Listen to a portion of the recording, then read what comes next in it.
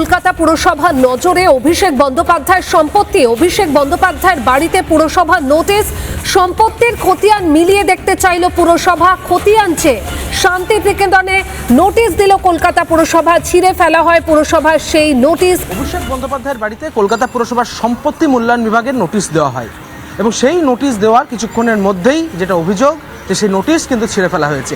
এই মুহূর্তে রয়েছে অভিষেক বন্দ্যোপাধ্যায়ের বাড়িতে শান্তিনিকেতন 188A এবং এখানে যেটা দেখা যাচ্ছে ঠিক এই জায়গাটিতে কিন্তু একটি নোটিশ দেওয়া ছিল, যে নোটিশ দেওয়ার কিছুক্ষণের মধ্যেই কার্যত সেই নোটিশ কিন্তু অভিষেক বন্দ্যোপাধ্যায়ের যারা বাউন্সাররা রয়েছে তারা কিন্তু খুলে ফেলে। এখনও পর্যন্ত সেই আঠার দাগ এখনও পর্যন্ত আমরা দেখতে পাচ্ছি এবং মূলত অভিষেক বন্দ্যোপাধ্যায়ের গতবার যে সম্পত্তির খতিয়ান তারা তিনি দেখিয়েছিলেন তার সঙ্গে বর্তমান সম্পত্তির খতিয়ান মিলছে কিনা সেটাই কিন্তু দেখতে চান কলকাতা পুরসভার আধিকারিকেরা এবং সেই কারণেই অভিষেক বন্দ্যোপাধ্যায়ের বাড়ির একাধিক ঠিকানাতে এই সম্পত্তি মূল্যায়ন বিভাগের নোটিশ দেওয়া হয় এবং এখানে যে শান্তিনিকেতন 188A এবং সেখানেই কিন্তু সম্পত্তি মূল্যায়ন বিভাগের নোটিশই দেওয়া হয়েছিল।